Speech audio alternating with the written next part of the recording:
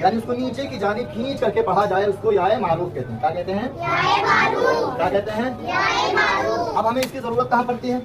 हमें इसकी जरूरत पड़ती है जब हम लफ्ज इस्तेमाल करते हैं, जब हम उसको लिखते हैं या पढ़ते हैं। तो जैसे क्या लिखा है? मेरी। क्या लिखा है? मेरी। मेरी यानी या को नीचे की तरफ खींचा गया। इसकी तरफ खींचा गया, नीचे की तरफ, यानी न दाएं है न बाएं, यानी साफ तौर पर इसको नीचे की तरफ खींचा गया।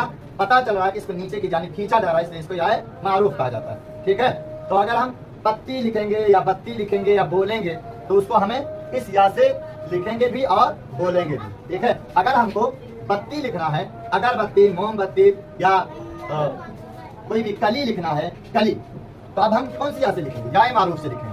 इसलिए कि जब हम कली लिखेंगे या पढ़ेंगे तो साफ तौर पे हमको उसको या को नीचे की जानिब खींच करके पढ़ा जाएगा। पढ़ा जाएगा कि नहीं जाएगा? इसलिए हम उसको याए मारूफ कहते हैं। तो इसकी जरूरत उस जगह पड़ी, और अब इसकी जरूरत क्यों आई?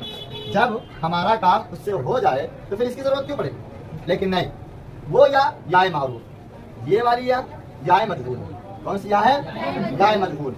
अगर हम लिखेंगे तेरे, क्या लिखेंगे? तेरे, या बोलेंगे या लिखेंगे तो कौन सी या से लिखेंगे? फर्स्ट या इससे बड़ी या से। इसलिए कि वो वाली याए मारूफ है जिसको हम नीचे की जानिब खींच करके पढ़ते हैं, सिर्फ वो या वहीं पर काम आती है। और जो ये वाली या है ये आपको मजबूर में काम करता है।